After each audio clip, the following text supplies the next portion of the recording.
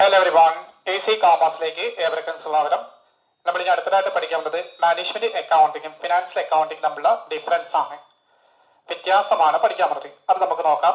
പ്രധാനമായിട്ടും 10 പോയിന്റ്സുകളാണ് ഉൾപ്പെടുത്തിയിരിക്കുന്നത്. ഇവിടെ നമുക്ക് 3 കോളംസ് ആണ് കൺസിഡർ ചെയ്യുന്നത്.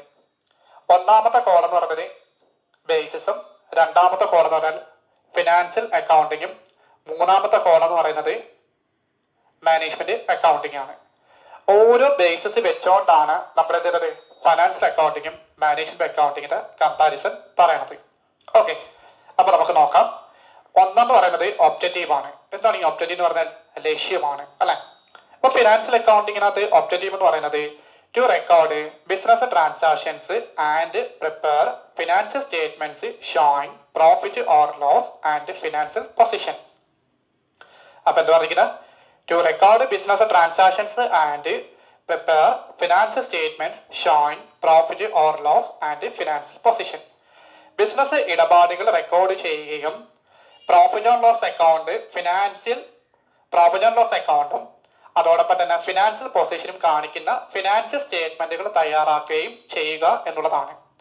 അപ്പൊ ഈ ഫിനാൻഷ്യൽ പൊസിഷൻ എന്ന് പറയുമ്പോൾ എന്താ ഉദ്ദേശിക്കുന്നത്? ബാലൻസ് ഷീറ്റ് ആണ്, അല്ലെ? അപ്പൊ ഫിനാൻഷ്യൽ സ്റ്റേറ്റ്മെന്റിനകത്ത് വരുന്ന പ്രോഫിറ്റ് ആൻഡ് ലോസ് അക്കൗണ്ടും ബാലൻസ് ഷീറ്റും അതോടൊപ്പം തന്നെ ബിസിനസ് ഇടപാടുകൾ റെക്കോർഡ് ചെയ്യുക എന്നുള്ളതാണ്. ആ 2 കാര്യങ്ങൾ ഉൾപ്പെടുത്തുന്നുണ്ട്. അതാണ് മാനേജ്മെന്റ് അക്കൗണ്ടിങ്ങിനകത്ത് വരുന്ന എന്താണ്? To provide relevant information. എന്താണ് ഈ റെലവന്റ് ഇൻഫർമേഷൻ? അനുയോജ്യമായിട്ടുള്ള വിവരങ്ങളാണ്, അല്ലെ? To management for planning, decision making and controlling. മാനേജ്മെന്റിനകത്ത് പ്ലാനിങ്ങില്, തീരുമാനമെടുക്കല്, നിയന്ത്രണങ്ങൾ എന്നിവയ്ക്ക് ആവശ്യമായിട്ട് എന്ത് ചെയ്യുക? വിവരങ്ങൾ നൽകുക എന്നുള്ളതാണ്. അനുയോജ്യമായിട്ടുള്ള ഇൻഫർമേഷൻ നൽകുക എന്നുള്ളതാണ്. രണ്ടെന്ന് പറയുന്നത് നേച്ചർ ആണ്. എന്താണ് നേച്ചർ? മീൻസ് സ്വഭാവം. ഇവിടെ എന്ന് പറയുന്നത് ഹിസ്റ്റോറിക്കൽ ഇൻ നേച്ചർ ആണ് ഫിനാൻഷ്യൽ അക്കൗണ്ടിങ്ങിനകത്ത് വരുന്നത്. എന്താണ് ഹിസ്റ്റോറിക്കൽ ഇൻ നേച്ചർ എന്നാൽ? അവിടെ വ്യക്തമായിട്ട് പറയുന്നത് റെക്കോർഡ്സ് പാസ്റ്റ് പെർഫോമൻസ്, കഴിഞ്ഞുപോയ പ്രകടനങ്ങൾ മാത്രമാണ് ഇവിടെ ഉൾപ്പെടുത്തുന്നത്. നേരെ പക്ഷെ ഇവിടെ ആണെങ്കിലോ ഫ്യൂച്ചർ ഓറിയന്റഡ് ആണ്, അല്ലെ? ഭാവി സംബന്ധമായിട്ടുള്ള കാര്യങ്ങളായിരിക്കും. അത് ബ്രാക്കറ്റിൽ മെൻഷൻ ചെയ്തിട്ട് ഫോക്കസസ് ഓൺ എന്താണ്? പ്ലാനിങ്, ഫോർകാസ്റ്റേഴ്സ്, ബഡ്ജറ്റുകൾ. കണ്ടല്ലോ? അപ്പൊ ഇവിടെ പാസ്റ്റും ഇവിടെ എന്തായിരിക്കണം? ഫ്യൂച്ചർ ആയിരിക്കണം. ഇത് കഴിഞ്ഞ പോയ കാര്യങ്ങളുമാണ്, ഇനി ഇത് വരാൻ പോകുന്ന കാര്യങ്ങളാണ്. അതാണ് ഇവിടുത്തെ നേച്ചർ എന്ന് ഉദ്ദേശിക്കുന്നത്. ഓക്കെ അല്ലേ? അപ്പൊ നേച്ചർ എന്ന് പറയുമ്പോൾ ഇവിടെ ഹിസ്റ്റോറിക്കൽ ഇൻ നേച്ചർ ആണ്, ഇവിടെ എന്താണ്? ഫ്യൂച്ചർ ഓറിയന്റഡ് ആണ്. Third one subject matter. Subject factor എന്ന് പറയുന്നത് എന്താണ്? വിഷയ വസ്തു. അതെന്താ നോക്കാം. Deals with the overall financial performance and financial position of the business. ബിസിനസിന്റെ മൊത്തത്തിലുള്ള സാമ്പത്തിക ഫലങ്ങളും സാമ്പത്തിക പൊസിഷനും കൈകാര്യം ചെയ്യുന്നു. ബിസിനസിന്റെ മൊത്തത്തിലുള്ള, അതായത് ഓവറോൾ ഫിനാൻഷ്യൽ ഫലങ്ങളും ഫിനാൻഷ്യൽ പൊസിഷനും എന്ത് ചെയ്യുന്നു? ഡീല് ചെയ്യുന്നു. നേരെ പക്ഷെ ഇവിടെ ആണെങ്കിലോ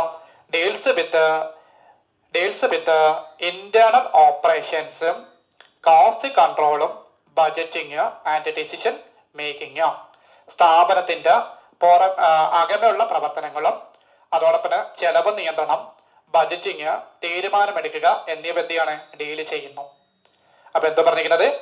ആഭ്യന്തരമായിട്ടുള്ള പ്രവർത്തനങ്ങളും കോസ്റ്റ് കൺട്രോളുകളും ബജറ്റിങ്ങുകളും തീരുമാനമെടുക്കലും എന്നിവ മാത്രം കൈകാര്യം ചെയ്തതാണ് മാനേജ്മെന്റ് അക്കൗണ്ടിങ്ങിനകത്ത് വരുന്നത്.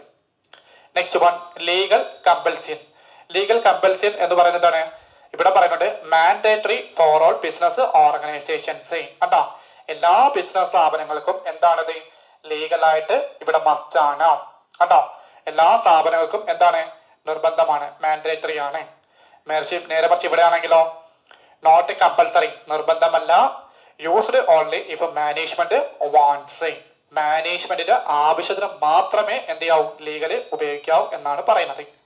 അപ്പൊ ഇവിടെ മാൻഡേറ്ററി ആണ്, ഇവിടെ എന്താണ്? Not mandate, compulsory. അപ്പൊ ഇവിടെ നിർബന്ധമായിരിക്കണം, ഇവിടെ എന്തല്ല? നിർബന്ധമല്ല.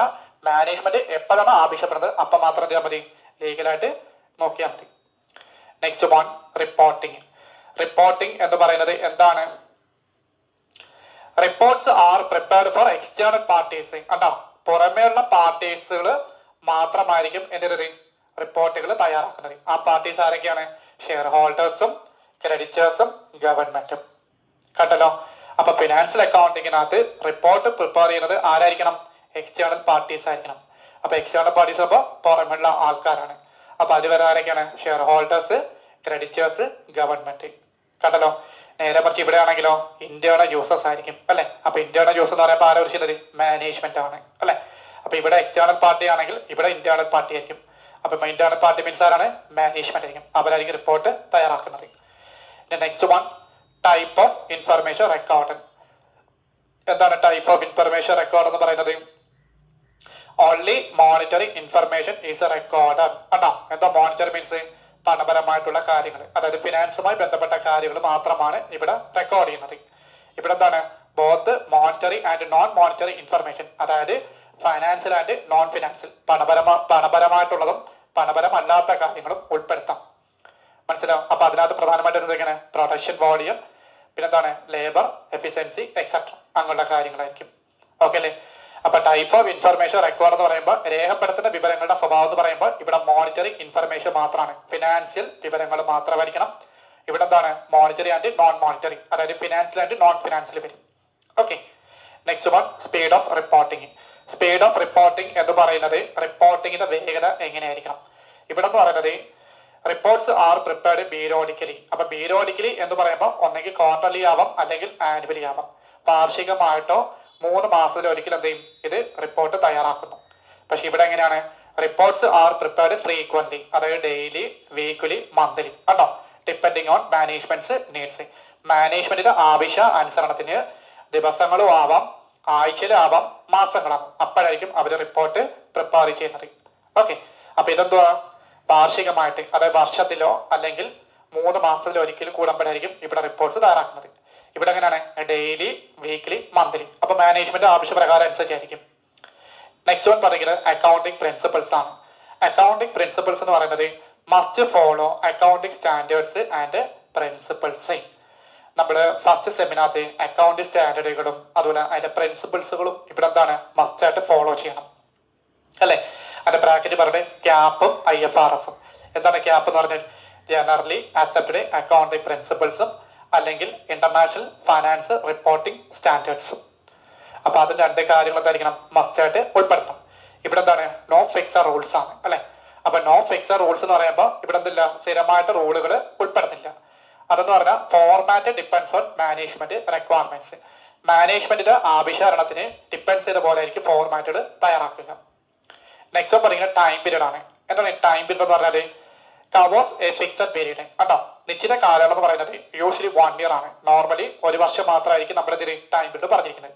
ഇവിടെ എന്താണ്? നോട്ട് ഫിക്സഡ് പീരീഡ് ആണ് അല്ലെ. നോട്ട് ഫിക്സഡ് പീരീഡ് എന്ന് പറഞ്ഞിട്ടാണ്? നോട്ട് ഫിക്സഡ് പീരീഡ് എന്ന് പറഞ്ഞാൽ റിപ്പോർട്ടുകൾ ആവശ്യാനുസരിച്ച് മാത്രമായിരിക്കും അല്ലെ. അപ്പൊ നിശ്ചിത കാലയളവില്ല. അതാണ് reports are prepared when needed. കേട്ടോ? എപ്പോ വേണമെങ്കിലും നമുക്ക് എന്ത് ചെയ്യാം? റിപ്പോർട്ട്സുകൾ പ്രിപ്പയർ ചെയ്യാം. 10ാമത്തെ പോയിന്റ് പറഞ്ഞാൽ പബ്ലിക്കേഷൻ ഓഫ് റിപ്പോർട്ട്സ് ആണ്. എന്താണ് ഈ പബ്ലിക്കേഷൻ റിപ്പോർട്ട്സ് എന്ന് പറഞ്ഞാൽ? Reports R published four external use. കണ്ടോ?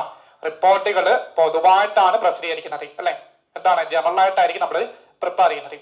ഇവിടെ എന്താണ്? Reports are confidential not published. റിപ്പോർട്ടുകൾ എപ്പോഴും എന്താണ്? രഹസ്യമാണ്, പ്രസിദ്ധീകരിക്കില്ല. മനസ്സിലായില്ലേ? സീക്രട്ട് ആയിരിക്കും എപ്പോഴും. Last one, audit. Audit is a compulsory is must organisation. സാധാരണയായിട്ട് ഫിനാൻഷ്യൽ അക്കൗണ്ടിങ്ങിന് ഓഡിറ്റ് മസ്റ്റ് ആണ്. Audit is not required. Management accounting എന്തുകൊണ്ടാ? ഓഡിറ്റ് മസ്റ്റ് അല്ല. അപ്പൊ ഇത്രയും പോയിന്റ്സുകളാണ് എന്തെന്ന് പറയുന്നത്? ഫിനാൻഷ്യൽ അക്കൗണ്ടിങ്ങിന്റെയും മാനേജ്മെന്റ് അക്കൗണ്ടിങ്ങിന്റെ ഡിഫറൻസ് എന്ന് പറയുന്നത്. ഓക്കെ. അപ്പൊ ഈ ബേസിക് നോക്കിയിട്ട് വേണം നമ്മൾ ചെയ്യാൻ ഇവിടെ കമ്പാരിസൺ ചെയ്യാനുള്ളത്. ഏറ്റവും സിമ്പിൾ ആയിട്ടുള്ള ഡിഫറൻസ് നിങ്ങൾക്ക് മനസ്സിലാക്കാൻ വേണ്ടി എഴുതുന്നതാണ്. ഓക്കെ.